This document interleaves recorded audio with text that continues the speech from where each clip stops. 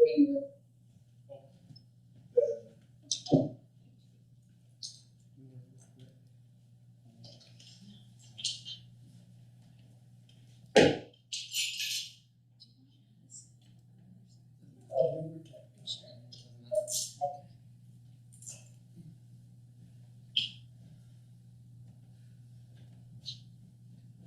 Good evening, can you hear us?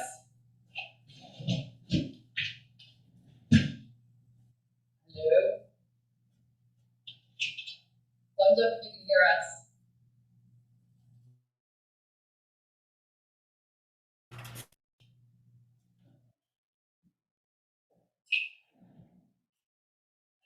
Stephen, can you hear us?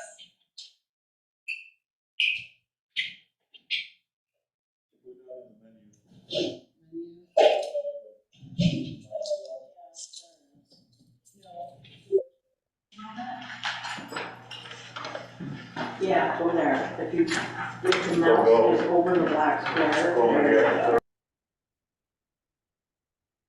I'm gonna go to the little carrot there.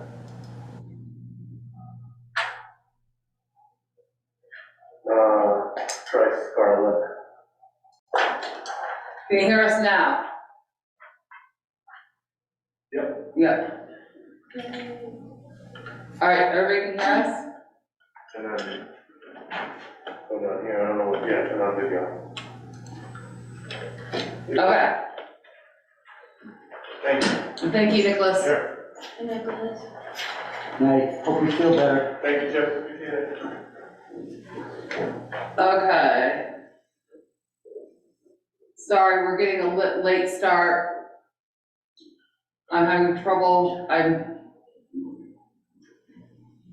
Anybody see everybody in the waiting room? Oh, that's good. Yeah, you got it. Bigger computer than I'm used to. All right, good evening.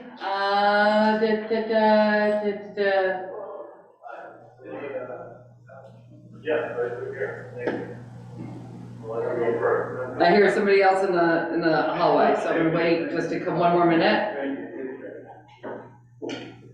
Hey, Philip. Hi, it took me a while to figure out how to get in here. Hi. Their son was walking the hallway. Yes. Oh, that wasn't it. I went to all three doors. I chose the last one. There's Okay, we're a running a little late. echo. So we have a little bit of, we'll let Philip sit down. We're running a little late. We have some technical issues. I'm going to try to keep an eye on the big computer as well as my little computer. Good evening, everyone. Welcome to an early start of the Barre Homelessness Task Force. My name is Erica Rail. I'm going to not let Philip get his notes in order. I'm good. Go ahead. All right. I live my life like this. Yeah. So we have Chief Dale coming promptly at 7. I got him a little confused because he's like, I thought I was coming at, your meeting said 6:30. So I am going to try to, oh, I got the right agenda up, yay. Myself. So I'm calling this meeting to order at 6:33. We have a quorum. Good evening, everybody and guests. I am going to first call for any adjustments to the agenda. Stephen. Yes, this may fit under current items or not. It's very brief. I was in a meeting last week with the interim commissioner of housing and community development, Alex Farrell, and I have a few comments on what I learned in that meeting whenever you deem it appropriate, Madam Chairperson. Okay, we can put that, we have a section of the agenda for other updates, so we can put that down for other updates, Stephen. I'm sorry, I did not understand what you said. I said we have a section of the agenda for other updates. And we'll put that down for other updates. Updates, great. Thank you very much. And I see we have somebody on iPhone. Any other adjustments to the agenda? No, thank you. My name's Linda, and I'm having a little technical difficulty, but I'm just checking in and just want to listen in tonight. Awesome, okay. So any other adjustments? No. Chip? No. All right, I saw your hand up, so got me a little nervous. We have more public people than usual, so I'm a little nervous. So everybody has read Moving Right Along.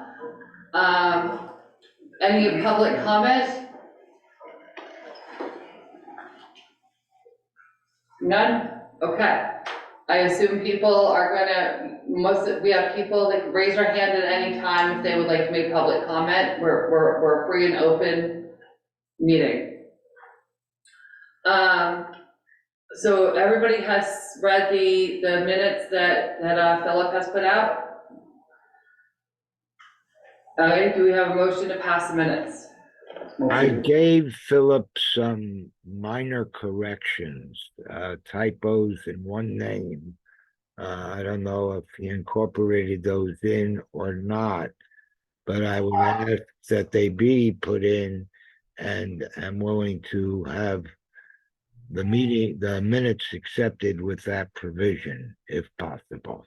They were put in, they didn't change the substance, it was someone's last name and a few typos. So the ones that you see on the city website include those corrections. Okay, But I didn't think you needed Thank you. to do that, yeah. okay. So Chip, you have a motion to approve with the corrections? Yes. Do we have a second? Yeah. Everybody in favor? Aye? Wow.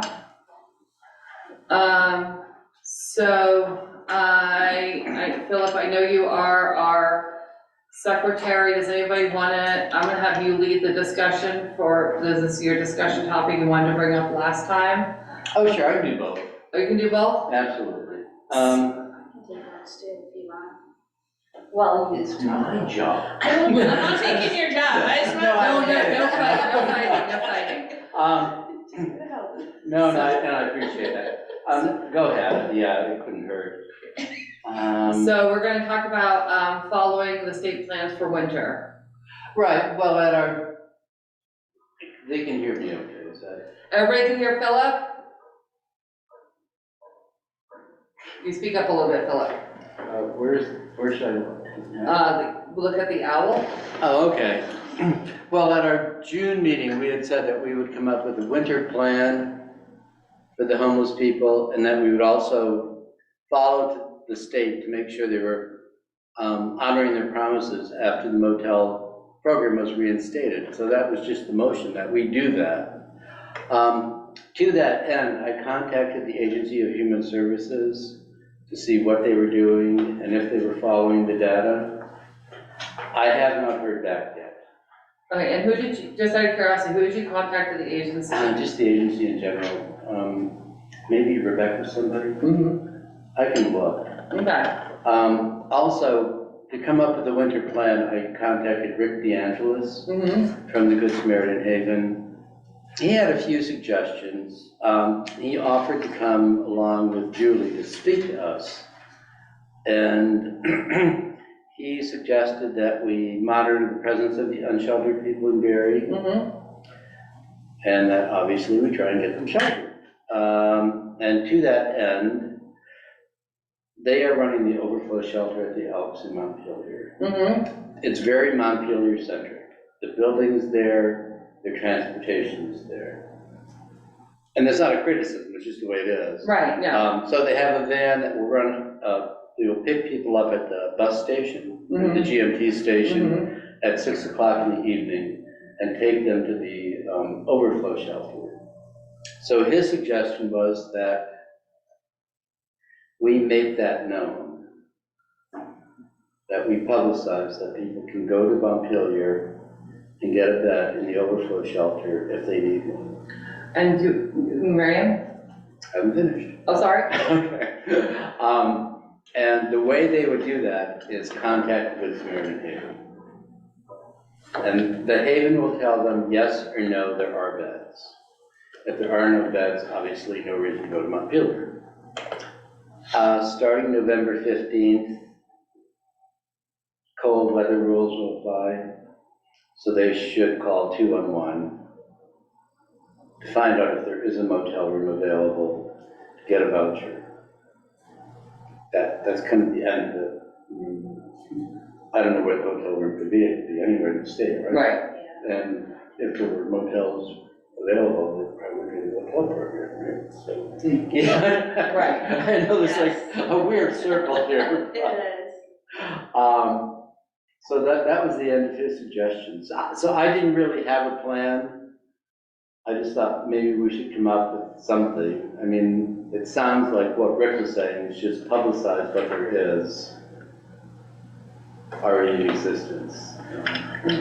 Did he happen to mention how many beds? At the Elks?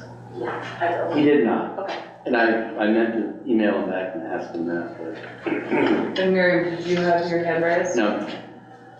Yeah, last year it was 12, Okay, and they're pretty much filled already. so, You know, and, it's not that we have a list or anything like that, it's just that we know the local homes community in Montpelier who are regulars, who unfortunately, well, who get priority. You know,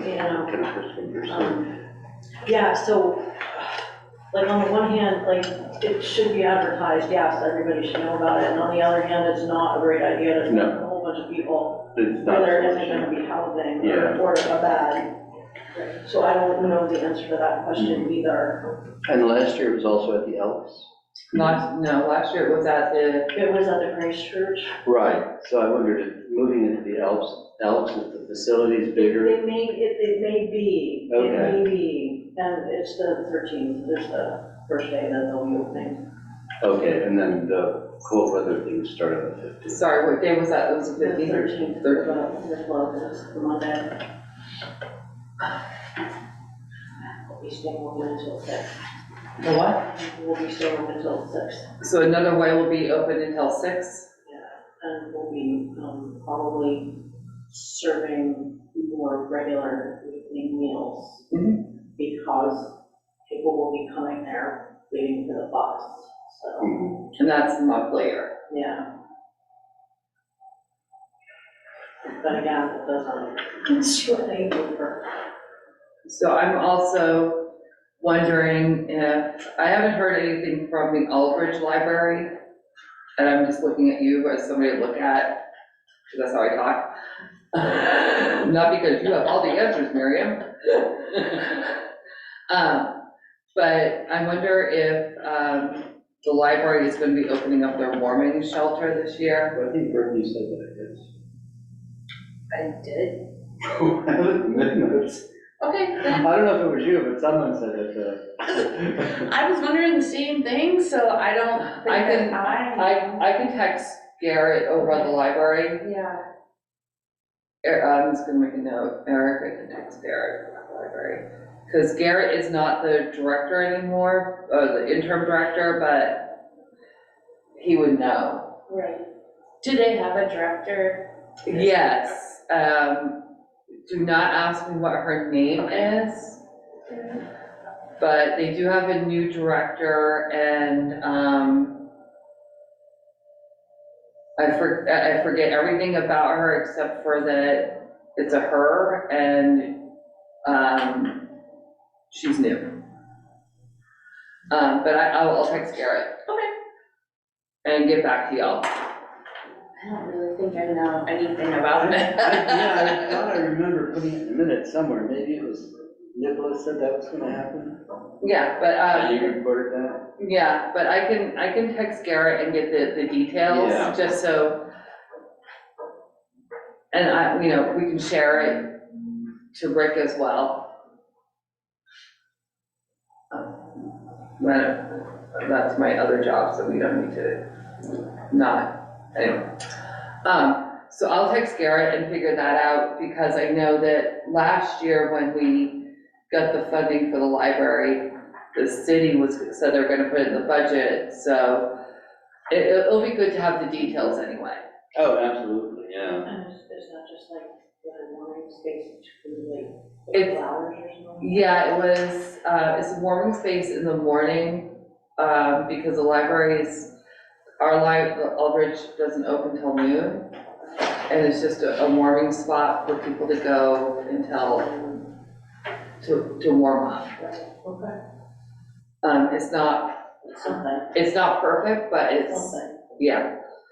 And, that's all I got. yeah, Hopefully they have it set up.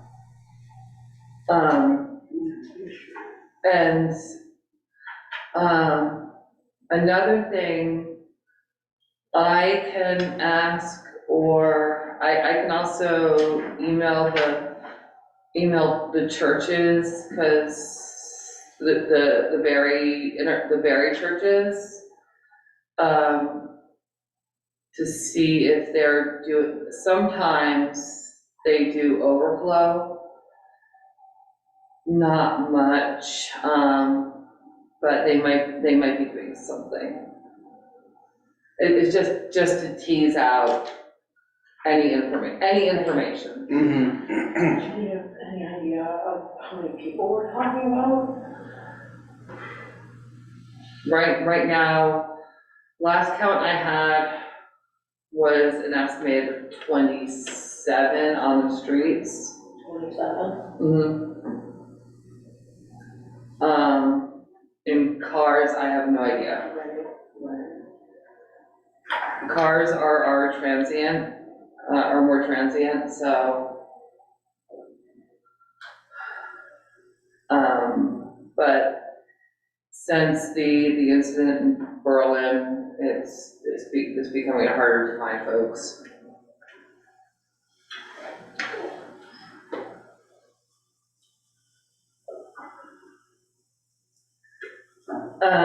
Anything else on policies and whatnot?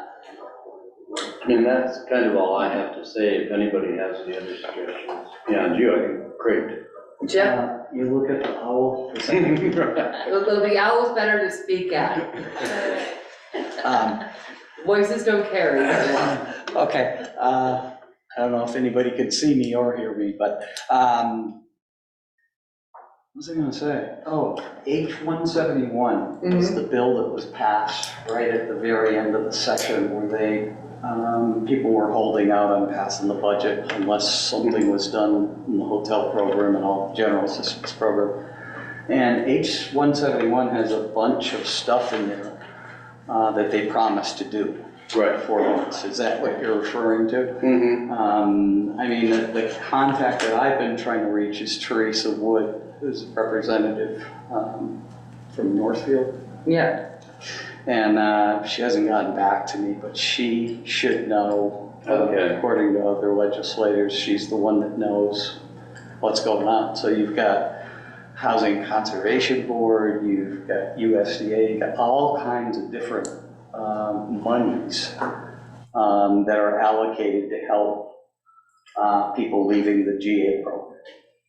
And I haven't heard a word on any progress or anything that's been made yet. But there's dates and there's monitoring going on from the state budget management. So that would be my suggestion. Maybe get Teresa here at a meeting or hook up with her and kind of go through H-171 and see what's the status of it. Okay. And also, Ken Hammond is the field director for AHS, so he might know as well, or Melanie Smith. I know we looked to her for a lot of just like numbers and kind of information that way. I can send you their emails. Oh, yeah, please do. Yeah, I mean, specifically, I was thinking the state said they would transition people to housing and then they would do follow-up and monitor what's going on. And now that, the budget passed and Right, but I think everybody's in the motels, let's forget about it until next April or May and then go, oh my God. Yeah, I think the big thing is, they're transitioning to housing, but housing. Yeah, there's no housing. and then- Oh, I know, no, I understand that, yeah. Well, there was, sorry, Good, no. there was some provisions in H 171 that actually would create housing. Mhm. And probably more affordable housing that's been created in terms of public cost. Using mobile homes, rehabbing older mobile homes, and using manufactured homes, for example. And funds were allocated to actually do that. Now, whether that's being done or not, I don't know. I tend to think Great not, question. or we hear about it. Okay, those are good suggestions, yeah, thank you. Oh, so, Stephen, you got your hand up? You want to follow up on Chip's excellent suggestion. The the Housing and Homelessness Organizing Committee of Vermont Interfaith met with Representative Wood a couple of weeks ago for about an hour. And she was very forthcoming and knowledgeable about everything going on. She knew the bed counts and everything and the effects of these different things. I suggest that we invite her. She will probably prefer to do it by Zoom rather than drive down the first Wednesday in December. But it's the best time to catch her because after that, the legislature is in session, and it's going to be a lot more difficult to get a lot of her attention. If you want, I'll be willing to make that invitation since I know her. Yeah, I think that's a good invitation. I'll do that, the next week and get back to you. Okay, Yeah. sounds good. All right. Doors are all locked. Oh, no. That's the same problem I had, that's why I was. Yeah, all the doors are locked. And I have a key, but I didn't bring it because I figured there was a meeting, so it would be unlocked. Honestly, I got here just as Nicholas was leaving, otherwise I probably couldn't have gotten in either, yeah. So go ahead. Has there ever been a homeless shelter in Barre? There is a Homeless homeless shelter. shelter. I mean, like an overflow shelter. Yes. Yes. So, well, the warming shelters in Barre, and we had one of the churches sponsored an overflow shelter. In well, before COVID, everything was before the before time period. Right. And it was in a church. It was in a church. Yeah, it was in Petty, and kind of a nice facility, I mean, yeah. Yeah. But when it shut down when COVID happened. So there's a possibility that there is space somewhere. Absolutely. Somebody could be Mhm. coerced into. Absolutely. coming. That's why I was like, oh, Well, and that's, yeah, okay, thank you. Learning. yeah, no. It's all good, it's all good. So does that end our conversation on that topic?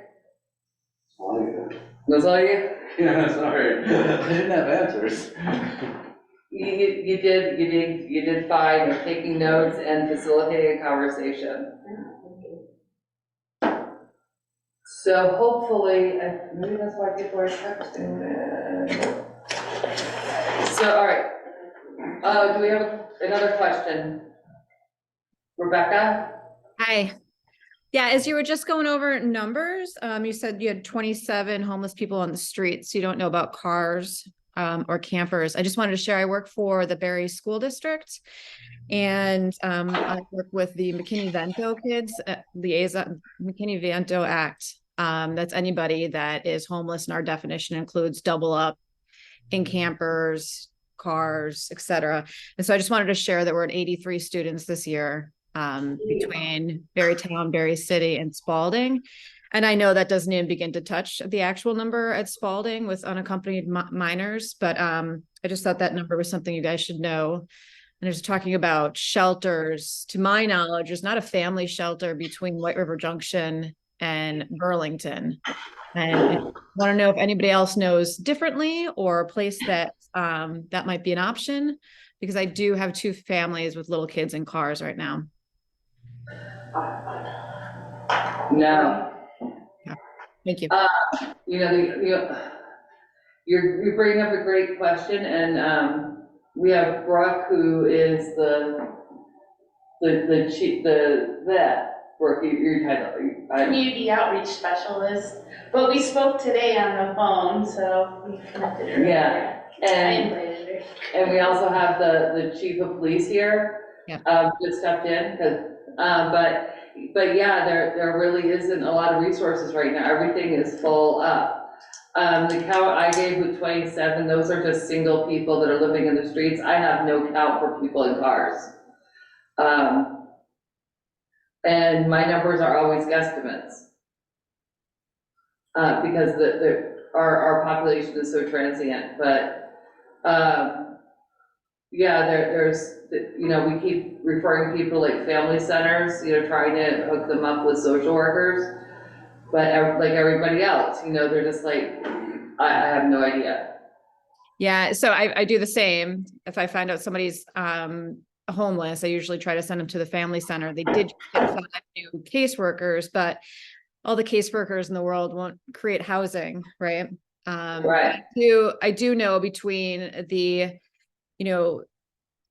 seemingly higher rate of evictions and the existing homelessness prior to the flood, and then the flood, that there's a lot more this year that I think that we're probably going to be seeing. Yeah, and it's cold tonight, and it's gonna keep on getting colder. Okay, just, Rebecca, it's interesting because I spoke with Rick DeAngelis today, who's the co-director of the Good Sam program, and he said that there was something on Front Page Forum about 500 families displaced in the flood, and 78 children, elementary and middle school, homeless, many living in vehicles. And he asked me if I knew anything about that. And I think probably connecting with Rick might be a good idea if maybe they're thinking about trying to do something, I don't know. Yeah, and with the chief of police here, just I guess even understanding where safe places to park might be, either places where people, maybe where law enforcement are not patrolling as often, are well lit, have porta potties, if we're thinking along those lines. Yeah, that's a tough one too. I am aware of a few folks that we see that move around in vehicles, that, I can't confirm, but they appear to be living out of their vehicles. It is tough, obviously, you can't park in the no parking zones and those things. And the BOR up in that area, I know folks do go up there, but it's not conducive for overnight parking. So it's kind of hard to say where you have a safe place to park. Barre City does have, a no camping policy, if you will, and that kind of falls in that area. So it's one of those tough nuts to crack because there's not enough resources. Well, I think that this is a good segue to bring Chief Dale into the conversation and bring him up to the table. Sure. If you put him in the hot seat, so to speak. Been there before. Yeah. Welcome. Thanks for the job. Yeah, welcome, and thank you, Chief Dale, for coming. No problem. Yeah, I don't think we should not, I'm Erica. Yes. Yeah, I'm Chair, and if we could do a quick round of introductions, I think Brooke. I hope so. Philip Morris. Good to meet you. Chip Castle. I retired about a year ago as director of Barre Housing Authority, so pretty familiar with all you guys. Hi, Miriam. And on the Zoom for the task force, go ahead and introduce yourselves.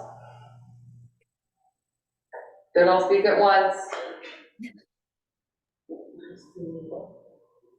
Okay, well, I'm all introduced. I don't think they can hear me. We have Stephen and Joe from the task force. So welcome and thank you for accepting our invitation. Everybody knows we've had some email. So we wanted to have a conversation of how basically we're gonna be very fluid in our conversation and ask questions, and how we can be better liaisons for, we hear stories, basically. Understood. We all hear stories from people on the streets, people who are homeless, how we can be, say, we hear stories about, but especially the police, and how we can be better, I don't want to say better advocates for both the population we work with, and if we hear a story, how we can better, I don't want to say better advocates for both the homeless and the police, if that makes sense. And, you've read my emails, everybody here's read my emails, but how we can just work better. And if you have some advice for us, or how we can critique or retell stories, or just work better together. One thing, and I appreciate your emails, because while it brings things to light, it also, if something is said, I want to make sure, if something is occurring, I want to make sure that if it's something that should not be occurring, that we address it. But if it's something that didn't occur, on the same token, I want to set the record straight with that as well. And, it's working with Brooke, that's what I was attempting to do in that email with that one individual we were working with. And there are some caveats in all of this that, like with the hospital, and the only reason I mention that is that one individual that was brought there. And if they don't accept him, we can't control where he winds up from there in that situation. But, so yeah, I'm open to questions and hear what the thoughts are and work with you folks. Yeah. So I think for the most part, a lot of us hear the same thing. And it's not just from that one individual, it's from several individuals. Barre police, and I don't mean it, I've met phenomenal police officers in Barre City, are just not, Berlin police, bring people that are camping supplies. You want to play your police, hit or miss. There's Barre police that are harassing homeless folks. And that's what I hear consistently. And it's not just one individual, it's a lot of individuals. And I'm not targeting Barre City Police because I'm in Barre City. But it's just, that's what we keep hearing. So let me preface this by saying one thing. I want to make it abundantly clear that technically speaking, there is a no camping policy in the city. Because we just don't have any place that we can open up and say, you're free to camp here. That said, when I came here, because where I came from, we had a homelessness response policy, if you will, on how to deal with these situations. And those included things such as you can't, be on a railroad property, you can't be in a zone like next to a school type thing. And I brought that philosophy here and work under the same auspices of that, in that we don't specifically go out and say, we're going to look for campsites.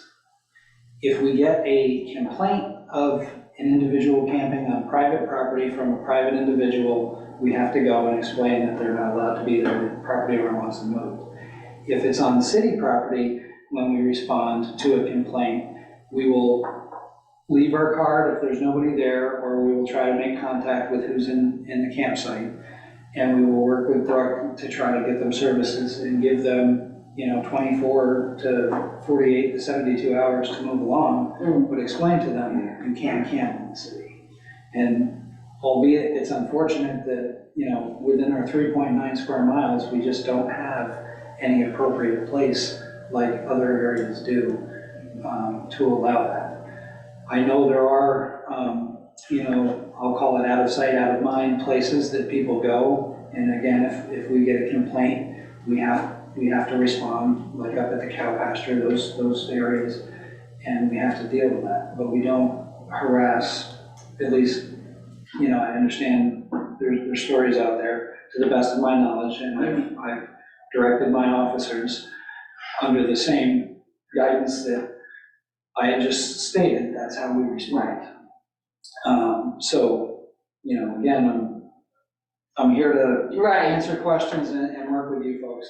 And the unfortunate thing is there is a lack of resources in these situations. Right. And it's devastating to be out on the street and unhoused.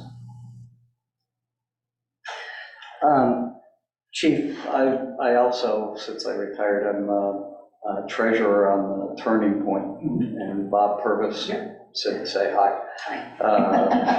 Yeah, I mean, I think the reason that, you know, that program works well with alcoholics and drug addicts, or both, being with the police. You know, number one, not wearing a uniform or a gun, like Brooke. And also, number two, you're experiencing something from the Turning Point's purview that they're experiencing. They've been a drug addict or an alcoholic or both, and they're recovering. So if there were some way to kind of link that program, I mean, I think Barre already kind of does. I'm not sure how many police stations have social worker stuff. You're aware of the grant that has a peer recovery coach with us? Absolutely. Mark, That who does a phenomenal job. He's made a lot of contacts with the officers. Yeah. And usually there's a lot of co-occurring with the unhoused. There's a lot of issues with either addictions or mental health. And we also, in case you aren't aware, we also finally replaced our mental health clinician. When Sue left in August of 22, that's when she left. We now have, her name is Annie Casper, and she is, just like Susan, she is a Washington County mental health employee who is splitting her time between Barre and Montpelier on a rotating basis. So 1 week she'll be with us 2 days, and she'll be 3 days with Montpelier. The following week she'll be with us 3 days and 2 weeks with Montpelier, and so on. So it's great to have those resources along with Brooke out in the public. And when they do get to the hospital, the Turning Point folks are there. They work in the emergency room. So something along that model. I mean, I'm by no means an expert on homelessness. I've never been homeless. And I hope I never am. But connecting somehow the people that know the resources or can help in some way, I think, to assist the police. We do have the crisis intervention team training that we do now, which Bob is a part of on the steering committee. And while that doesn't specifically speak to housing issues, there's a lot of individuals that are on that team that do that work. So there's a lot of resource networking for. So another thing that I don't want to compare Barre and Montpelier because we are not Montpelier. But one thing Montpelier does, and I think maybe we could follow suit or somehow, I don't know, is when a lot of our folks here, and I know this does for me as well, here's Washington County Mental Health or a mental health social worker, sometimes that just brings walls up. And people might not want to go to the hospital, or people might not want, I know folks that have been on the streets for years, their own choice. But they might need other services, they might need, food, they might need a warm coat. And there are folks in Montpelier, and I think you know who I'm thinking of, who can, knows where those are, and it might just mean they need just, somebody to talk to, or they might need a warm cup of coffee. And, hearing a social worker or hearing Washington County Mental Health or hearing recovery is just not in their purview right then and there. And I also like Chip's point of they see a badge or they see a gun, and that also sets off alarms. So just, maybe a peer worker like that, or, somebody like Miriam or myself who have been homeless. I'm sorry to put you up. But know what it's like and can be just a person to talk to and say, hey, these are resources. You don't have to take them, but here's a cup of coffee. So it's connected to Washington County Mental Health, but have you guys heard about the Access Hub that Washington County put? Like, you can go there and they have people available for like a cup of coffee if you need like just to take a nap because you're homeless and you're so stressed and about ready. Okay, wait, so my water bottle spilled. That's why I'm trying to like smooth it out. So I can give you that and get more, but so like it just kind of gives people that are like maybe having a little bit of a like mental health, not a crisis, but maybe just kind of like elevated, and they don't necessarily need a mental health screening, but they're super stressed and whatever, they can reach out. Yeah, no, Actually, it's in Montpelier. it's across the street there. Yeah. On Barre Street, right across. Yeah, it's because I just heard about it yesterday. Yeah, we heard about it when they opened. Right, which was the beginning of October. It's not in Barre. No, but I'm just saying though, it's at, like, Time period. it's There's plenty of services in Montpelier. I do But get your again, point. it's a If you're drop-in unhoused, center, if you're yeah. unhoused in Barre, you still gotta get to Montpelier, and that's a Yeah. challenge in and of itself. But I mean, there's like the Gopher, transportation to Castle, and there are ways, and like if someone, like if I come across someone that needs help, like I can help facilitate that, whether it's the Gopher program or whatever, but it was just something I was so excited to hear about, so like, it's right across the street from another way. I didn't know that part. Yeah. I'm sorry, but I was just so excited, like this is the highlight of my week, so Yeah, I'm holding on to it. Yeah, we know folks that have gone there and just, they do the exact same programs another way does. Oh, okay. Well, never mind then. Well, not never mind, it's just, I would like to see more of these programs happening in Barre. And they were talking about, so they were talking about creating a satellite program, but like, of course, it's not running. Plenty of empty storefronts. Yeah, what are the challenges to bringing Staffing. Okay, because you had said, Montpelier has this and another way and all the other organizations. Staffing. So is that the biggest challenge to bringing something like that Yeah, and I here? mean, is staffing? in my idealistic little mind, I would staff it with unhoused people and people facing mental health issues. But, there's training involved and, a lot of stuff like that. There does need to be oversight. And just because I see empty storefronts and unhoused folks, and I see that there's gotta be a way to connect it, I'm not a landlord, and landlords don't feel like releasing space for those things to happen. So, in my opinion, it's a community that needs to come together for their neighbors. And one of the things. And what I saw in this room was a community that was not interested in helping its neighbors. I mean, they lined people up to stand here and say, not in my backyard. That's what I saw, and that's not a police issue. No, are you referring to a council meeting? Yeah, there was that one council meeting that I came to in person, and it was just terrifying, frankly. But yeah, one of the things that a lot of the folks out there, they don't, I hate speaking for folks, but, they're not here, I is, tried to bring some. right, is Washington County, they don't want to be affiliated with the designated agency. They want folks like, and again, Miriam, Yeah, myself. peer support, it's Yeah. peer support for workers, it's, people like Mark and Brooke. Yeah, Mark is exceptional. I've worked with Mark a lot, and Mark knows his stuff. And he's not. And Mark too is out of space because your building is gone, right?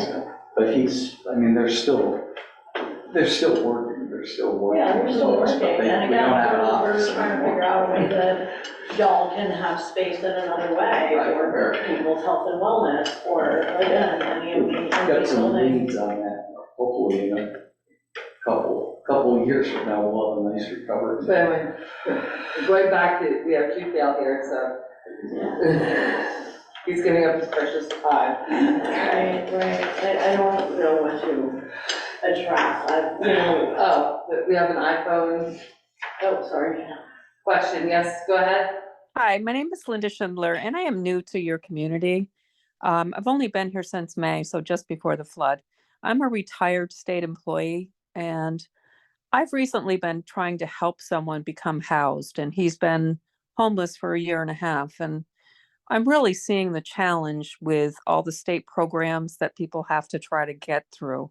And I guess I'm just going to put my money where my mouth is, and I really do care about this population. And I've just done a lot of education, just looking around the country at solutions that other municipalities have, and wonder, is there any solutions that Barre is thinking about for additional shelters or permanent housing? And I wrote down the H171, and I'm really interested in looking at that to see what that is. But I just want to throw out my opinion that I know what a challenge it is to try to get people through, to get real housing and not just temporary. So that's all. No, those are great questions, and yeah, there's been, currently we have Good Sam for our temporary shelter. Right. And then getting housing right now, especially with the flood, it's looking at many options for permanent housing and nothing really concrete. I have been kind of harassing Rebecca Ballant a little bit through email about, other alternatives that we might have, tiny house communities or mobile home parks. And it sounds like that H171 is thinking about solutions like that. But I feel bad, I guess, that we're, one of the richest countries in the world and we can't house people. And in listening to Rebecca's stats, I think when I heard the reference to mental health and alcoholism or drug addiction, we're not talking about Rebecca's unhoused families. And so what are those people supposed to do for a place to park? That would be my question. Are you going to kick them out of the city if you find them parking someplace and sleeping in their car? And I'm going to mute myself now to get an answer for that. Because we can't assume everyone has addiction problems. I mean, there are families. I guess that's my point. So let me understand your question. Your question was, if we find somebody sleeping in the car, do we exit them from the city? Or if there's no camping in the city, where are they No, supposed to go? We don't. We try to guide them to the resources. But And again, those are scarce resources we're talking about, but as long as they're not like parked in an area that they're not supposed to be or committing any crimes, we don't exit them from the city. We did recently have a situation up, and I'll use the cow pasture again, where they were concerned about a vehicle up there. And again, we went up there to try to make contact over several days and never made contact with the folks, but we did leave our car there. And eventually the car moved along on its own. So, we don't necessarily exit the folks from the city. is there not a place that the city council could designate as a place for overnight I know parking? they were looking at that, but it's a very tricky topic because, again, they do have, no camping in the city. So it's in that 3.9 square miles. It's hard to find real estate that's conducive to that. As with, like, I know you mentioned tiny houses and such. We were looking from the flood. We were asked to look at where we could put FEMA trailers, and we came up against the same the same thing under the requirements that they had, and they even narrowed those or expanded the requirements, if you will, to say, okay, because originally it was so many acres or something, and they're like, well, how about this? And we still could not come up with a place that was conducive for that. And now I understand they're looking, not to get on a FEMA topic, but it does warrant that because of the housing situation. They were looking at putting them over on Country Club in Montpelier. If I may, we invited Chief Vale here for a specific purpose, and I feel like we're infringing on his time by covering topics that have been covered repeatedly in other council meetings that are maybe not the best use of the chief's time. Is that a fair thing to say? Okay. That's what I was gonna say. Okay. Yeah, that's right. Let's not waste his time. Let's You know, there's an agenda and a time limit. So I was going to address Please. back to the original, you know, where the email chain started. I work in another way, and so I tend to be a little skeptical when I hear things that are said in the house, even by people who are familiar with the house. So I checked on my own, because I wasn't necessarily willing to just believe what I heard. And I was in fact surprised to hear the exact same things. And so for me, I was like, oh, that's concerning, because I wouldn't necessarily have gone there, because again, being somebody who's been on both sides of it, it's a tricky situation. So, and again, it was my intention to bring some of our unhoused folks here this evening. Unfortunately, this is a time of meeting where it's a little hard to, you know, they're trying to know where they're going for the evening. So my point, I guess, was that I appreciate what you're trying to do. I like Mark and people riding along with you guys. That's really helpful. One of the things we talked about in the house when I brought it up was that when people are in distress or in crisis, they just see a uniform. They don't necessarily know who did it. A lot of you guys look alike to us, no offense. You're wearing the same color, you have a badge, you have patches, you have guns. That's all someone's seeing. So that's part of it. It's just cop in general. So again, it's not personal. And Barre has a terrible reputation. You know, as somebody who was not born and bred here, but has lived here because they can't afford to live anywhere else. Right? Like, Can I ask you a question? Absolutely. Because I've been here for going on 2 years now. Can you tell me when you say a terrible reputation, do you mean the police department? No, or the city? scary Barry. I moved to Vermont in 1995. And I was in Plainfield. And I was exhausted and I just wanted something quick to eat.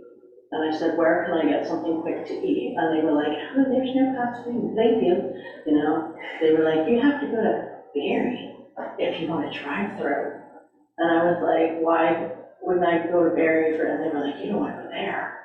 And I was like, why wouldn't I want to go to Barre? And they were like, it's scary in Barre. And I was like, I just got off a ship from Morocco, okay? Like, I'm not afraid of Barre. So I went to Burger King and I got something to eat, and people were like, I don't know what the hell's wrong with Barre. But living here over the years, you know, I saw the worst sides of Barre, and I didn't see the best sides of Barre. And that's a Barre thing, it's not a Barre police thing, and Barre is working pretty hard, from what I understand, to try and change that. And this is what I was saying before too, it's kind of a weird anecdote, and I'm coming around a big circle, but the flood forum that we had recently, right? So we were in the breakout groups and we were talking about stuff and how, downtown, revitalization, all this stuff. And I'm like, I don't even go downtown. I live here and I don't go there, And then I felt bad for having said that. And then I was driving through downtown to pick my child up from work. One young adult child. And I pulled over and the little benefit shop is right there, a little thrift store, $5 shop. And I was like, you know what? I got a couple of minutes. Why don't I go walk around downtown? And it's right by X aisle, I was parked right by, and I was like, I'm gonna go shop in downtown Barre. I'm gonna put my money where my mouth is. I live here. I'm on homelessness task force. I want to be involved in this community. And I would like to see places for people to go and things for people to do and places for homeless people. So I went and I spent money at Exile and I spent money at a little $5 shop and I had a lovely little 10 minutes and I came out and there was a parking ticket on my car. And I had tried to put coins in the meter, but apparently the meters don't take nickels and dimes anymore, they just take quarters. And I didn't know that, I just assumed it was broken from the flood, didn't know, got a parking ticket. Came straight to the town clerk's office and was like, here I am trying to shop in downtown Barre and I got a parking ticket. I wrote on the ticket that I apologized for not having the correct change. And now I know in the future, I got a nice note back saying I did not in fact have to pay $12 for. Yeah, so you went through the appeal process? I did, and it was very simple, and I appreciate the fact that it was there, and I didn't have to pay the ticket, and that's the kind of interaction that I'm looking for. Sorry, like I said, silly anecdote, and I came around, but here we are, like, I don't want, and somebody in the house said today, one of my coworkers said, who wants an apartment? There's a place in Barre.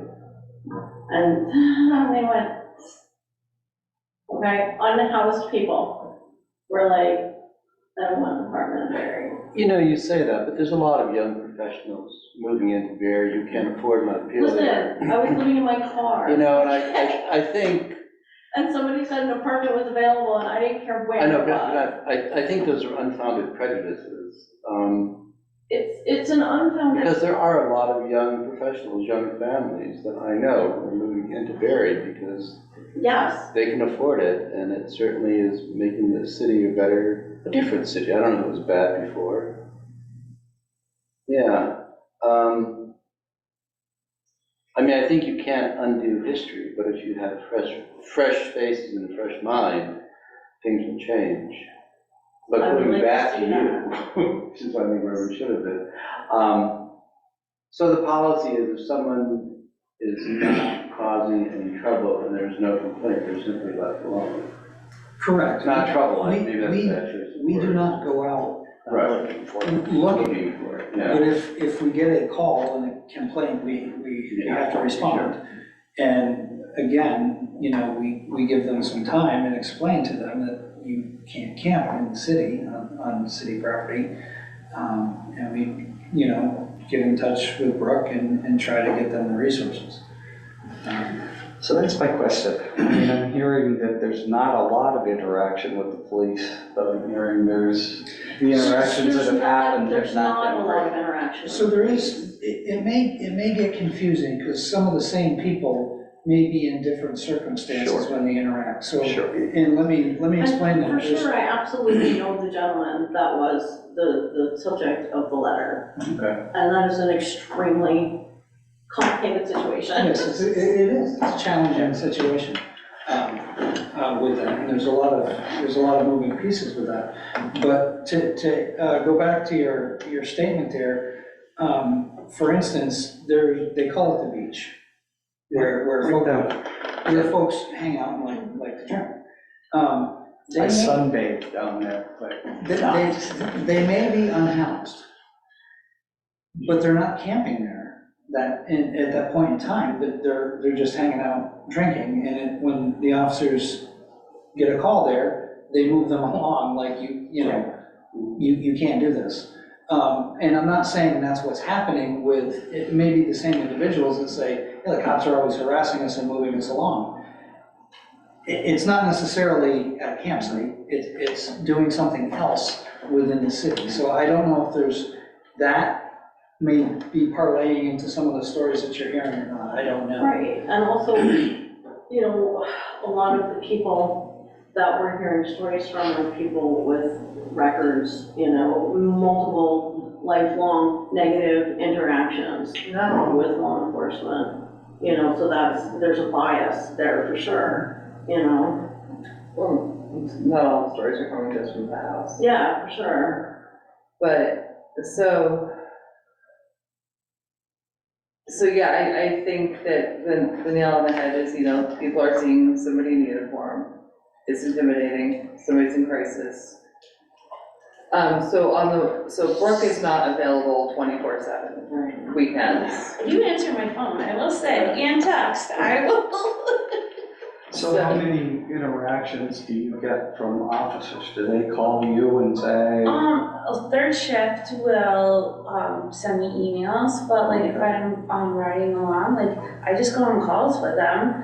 And like, 2 weeks ago, there have been like 2 reports to the city manager, and so I went to one tent by the railroad tracks and nobody was there, so I stuffed my card underneath one of the spikes for the tent, and then we'd gone into the cow pasture and that tent was also empty, so it all depends on what's going on. And But when there are interactions, do you normally get called in? not, I mean, I kind of follow up, like it depends on where I am, yeah. So are officers trained in the CIT program? Some are. So when I came here, because the agency I came from, I had everybody go through CIT. And I'm doing the same here, even dispatch staff.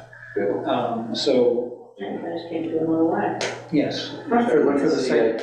It's a crisis intervention team training. And it's based on, it's called the Memphis model, because that's where it derived from. And so like I said, we're sending everybody through that training. It's gonna take some time to get, I'm sending 2 at a time. And so far, they've only had 2 classes here between Montpelier and us and the steering committee. Yeah. So eventually, we'll get everybody through that. I think that's great. So my question would be, how many people are available to be doing these ride-alongs? Now, you're not riding along all night, right? It's just like, oh, we're having like, oh, an unhoused person, we need Brooke for this. So Mark rides 2 days a week, 1 day shift, 1 evening shift. Our mental health clinician, again, I had mentioned she's gonna do 2 and 3 on a rotating week basis. And she's predominantly gonna be out doing that. She's got the authorization from the powers that be at Washington County Mental Health to do some evening time riding rounds as well. So you have a good amount of people to be your intervention people, right?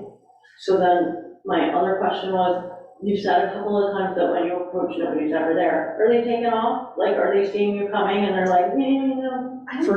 Sorry. I don't think so, no, just for the fact that like the 110 on the railroad tracks or by the railroad, I mean, it was pretty wide open space. And that's why I'm like, okay, there's like, I didn't see anyone like scurrying away. And I even like looked down by like the river, so I'm like, well, maybe they're just hanging out, because it was a nicer day than like today. I'm like, oh, maybe they're just hanging out by the river. So like I actually kind of like peeked over and I was like, hello. But, and like the same thing for the tent in the pasture, so. They look vacated. Well, and that's another question I have, but it's not necessarily a question for you, so. So, excuse me one minute, when we do find a tent that's vacated, like the one in the cow pasture, there was one in Canales Woods as well, we notify DPW to go and pick up the tent. That's really good to know. So, Because that's a concern of mine separately from us. So my question is, when you lose your car, does anyone ever actually call you? No. Okay. I didn't think that. Brooke, same thing with you? You lose your car, do people? Oh, my car. No, I Your think car. car. Your That's also car, like, yeah. we leave our Here, car, have a so I car. thought we were I'm back sorry. to the parking Here, take thing. my car. That's It's nicer, sorry, yeah, I thought we no. were to the parking thing. No, No, okay. no, but I mean, Well, I think it's. Oh, I know, it's important to try, but. yeah. No, but a lot of folks that we know don't have phones. And also, like, sometimes if they hear that I'm with the police department, doesn't even matter if I'm not an officer, you know, like, they still are like, nope, you know, like, you know, but other times, like, the officers now will kind of like step away and just like let me, you know, interact with them, so like they're still there because we rode together, but like, we try to, you know, kind of give space so that I can try to like connect with them and follow up and see like, yeah. I guess I was thinking that by leaving your card, it's sort of, you have to, they know they're on your radar. And it's not a bad thing, but it kind of tells them that they don't want to interact with you. Yeah, perhaps. Yeah. That's true. Well, it's intimidating too, you know, it's like, Oh, yeah. somebody's been around my campsite. That's what, like, I didn't make sure, like, it was, like, cause at first, like, the flap was kind of, and I'm like, And I'm like, no way am I going You into have their to build space. up trust, you have to Exactly. build up a rapport, you know, they have to get to know who you are, what you're doing there. Exactly, and like, just kind of, just get to know me, like, and realize, which is, I work for the police station, like, I have my own personality and my own way of supporting them and trying to do my best, so. You know, you should drop by another way sometimes. If you don't want to come, and he hangs out, but then, you know, some of his people are there as well. But I think, you know, you get used to seeing somebody. So it makes it, you know, nobody trusted me when I showed up, right? Right. You know, but. Yeah. So looking at the time and being cognizant of the chief's time, he probably wants to see his family. In my pajamas. Do we have any follow-up questions or wrap-up questions for the chief? I just got a couple of other statements. I was thinking, we got this meeting tonight, maybe I'll go find a few of these folks and talk to them. I mean, I don't think I'm all that, you know, imposing, and can talk to people fairly easily. So, first of all, I mean, I know the beach. I don't know where the other ones are.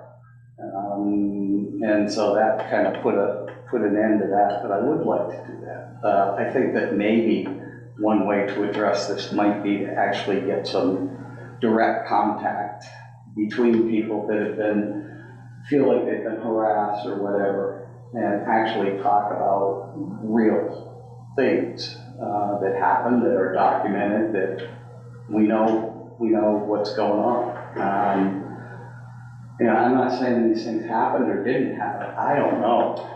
But it seems by the time it gets to second and third parties, you know, that's when we were discussing this, I didn't even want to do this, to tell you the truth. But I did talk with, you know, the folks at the Turning Point. They don't have any issues with the city police at all around the way that their people are treated. You know, some of them are homeless, some of them are alcoholics, some are drug addicts. You know, it's a mix of everything. But you know, if there was complaints going on, Bob would know. I can guarantee you that. I also talked to Rick DeAngelis, who said they don't have any complaints at all, Barre City Police. Their complaints are with Montpelier Police. So, I don't know, would a survey of some type work to at least give people a better perspective? That's a good idea. I don't know. In the CIT steering committee, his name is Andrew. I can't remember what his position was, but he did a similar survey of folks that had experienced mental crisis. And I don't know how the questions were, but they were designed to garner that information about, you know, did you have appropriate resources? How were you treated? And the responses were interesting. So a survey like that would probably be helpful for your committee or, you know, however you want to go about it, doing that in the city or countywide or whatnot. The other I think thing you'll that find, you'll probably find it all leads to there's not enough resources. And that's what everybody's dealing with. The other thing that I found out in those calls was that your Officer McGowan is a hero. And I can back that up from working at the housing authority, not to say the other folks aren't good too. Honestly, to be honest about Officer McGowan, people either love him or they hate him. I've seen him do great things where he bought a brand new pair of sunglasses and gave them to a child. Then you talk to other people and they're like, that damn Officer McGowan didn't, you know, and it's, so people either love him or they hate him. Yeah. But yeah, he does. Well, I've observed the respect end of that in public housing for years. But, so I don't know. I'd like to help in this thing, but I guess I don't have enough ideas to do much. It definitely gives us food for thought. Anything else for the chief before we can bid him good night, please? Thank you for coming. Yeah, Thank you. Thank you very much. Thank you. We can let you go home, you Jen. Thank you, Puppy Chief. dogs. Yes. Yeah. With feet? The feety pajamas? Yeah. Oh, no, they don't have feet. Thank you so much. Have a good night. Good night. Okay, other updates? I have one thing to say. It's not really an update, but Linda, I think you're the iPhone lady. Are you, she's still there? Yeah. Yes, iPhone 35. Okay. Linda, if you would put your email in the chat. I did. Oh, there you are. Okay, I'll have my wife contact you because she did actually, this is quite a few years ago, work with someone and get them off the street and housed. I don't know, you people who have been around for a while, if you remember Gary. He used to always be huddling in the storefronts. Oh, he was here like, I bet 20 years. You know who I'm talking about, Yeah, I Jeff? think so. He's a chef. Yeah, he always had like a beard that went on forever. Yeah. It was a long journey. Well, I was actually successful in getting housing on the phone yesterday, and he is on a bunch of waiting list since February, but there's just no place. Okay. Yeah, but she might be able to help you actually access some resources and, well, it's up to you. Yeah. No, that's I mean, fine. That's great. If she you did go through could. the same thing, and it, like I said, it was about a year and a half, and it was a big chunk of our lives, but, Okay, she that would be did. wonderful. Thank you. Okay. So I just opened up the chat, I apologize. Somebody wrote CIT, and that's Crisis Intervention Team. Crisis CIT. Okay. I apologize. And I got Linda's contact information, Phil, for the rest of us. So Okay. passing that on to you and Erica. Can I jump in with the brief report on Eric Farrell and the Housing and Community Development meeting? Absolutely. So it's Eric Sparrow? Say the name again, Stephen. Pardon me? Say the name again, Alex Sparrow. Alex Farrell, F-A-R. Okay, I know who he is. All right. And he is the interim secretary of Housing and Community Development. And he made it clear that his primary interest and expertise wasn't talking about housing. And as we know from a variety of sources, that the governor is very focused on trying to bring as many new housing units online as soon as possible. However, no matter how you define as soon as possible, it takes time. It takes time to locate appropriate places to build housing, and et cetera, and et cetera. There was some legislation last year which would expedite the process through Act 250 and also modify those requirements so that more housing with ADU, auxiliary housing or dwelling units could be built. Also waiving or looking at changing height limits that exist in some municipalities, cities, and towns, so as to permit some building up rather than building out. And if you have tracked at all the discussion about new housing, there is increasing sentiment around the country for building up rather than building out, because building out often means taking land that's being occupied by wildlife. We all know about the increased appearance of bears in municipalities. They, by the way, have organized a caucus, and there will be 2 bears representing them in the legislature this January. You heard that first from me. Just checking to see who's awake here.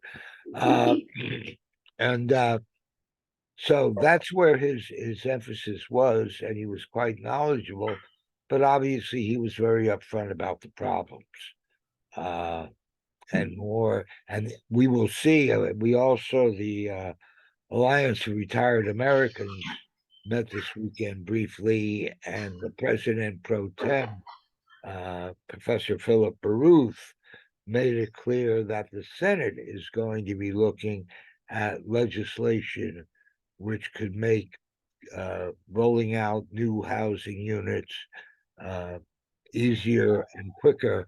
And let me also add that these are housing units affordable. This is for middle class and below. Everybody is very aware and trying to avoid like crazy rolling out new housing units that are above the median price in the area, which now is above $300,000. So that's the report on that meeting. And as other meetings take place, I will pass it on. And Stephen, what was the meeting? It's called the Local Organizing Committee on Housing and Homelessness of Vermont Interfaith Action. Oh, so the VIA thing. Okay. Right. And as you probably know, Philip, I'm quite high on VIA, and working with Melissa Bata. I think it's an organization that is getting a lot of attention from legislators because of the broad base of the coalition of congregations in VIA. Okay. And I think Alex Farrell was at the last city council meeting with the governor. Yeah, He was the Yes. guy with the vest. yeah, that's He it. was also at that very up meeting, same thing, guy with the sweater vest in the housing section. Was he in the Zoom session or the? No, so we were there in person.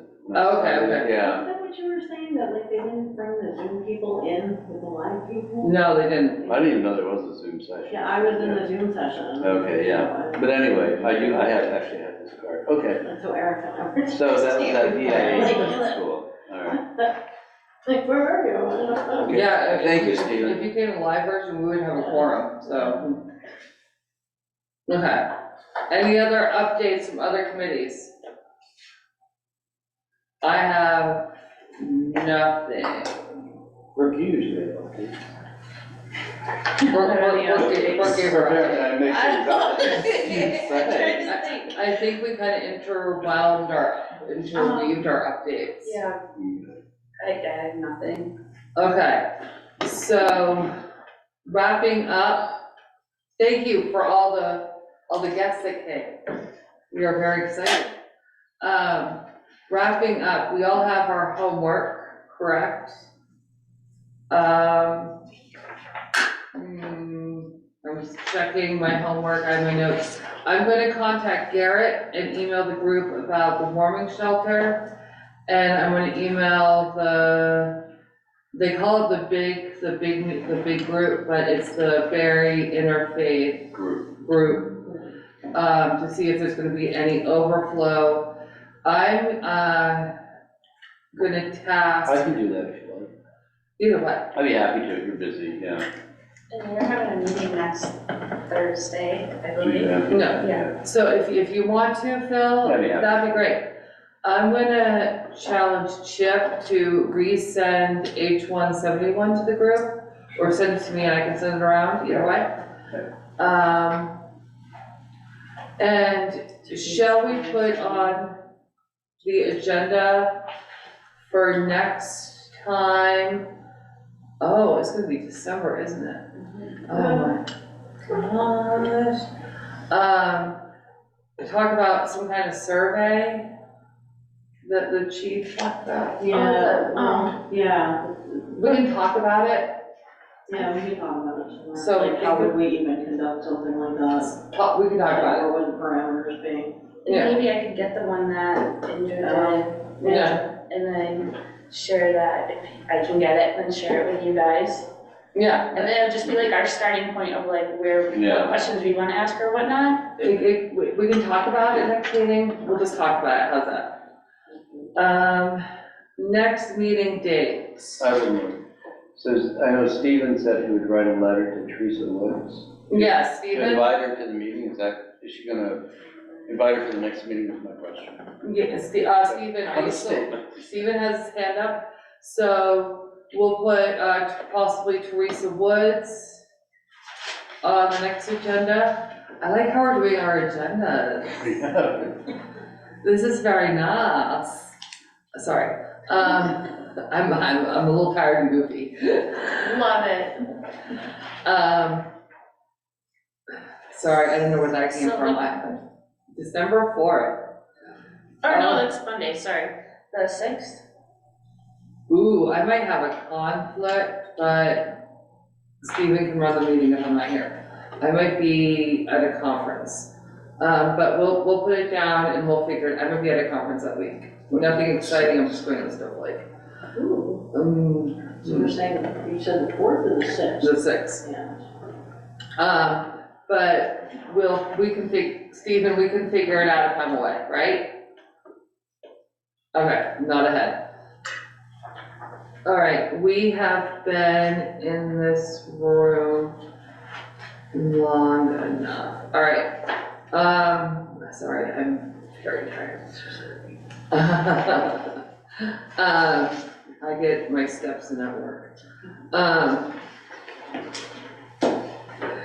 So, all right, so the next time we will see everybody will be after, the Blessed Turkey Day. Hopefully everybody has some nice plans for that first holiday, and hopefully everybody had a great Halloween, which is my favorite holiday. Did you dress up? Of course, Can I ask what you were? myself. Love it. She's terrifying. Very terrifying, most intimidating person in the world. So yes, so I will say goodnight. I apologize for that little banter. Thank you all for all that you do, and thank you for joining us this evening. Bye online. Bye. Hi, guys. Yeah, make motions on that. You know, at some point they were gonna send us like the protocols for like how to behave in meetings or something for all the new people. But then they got canceled.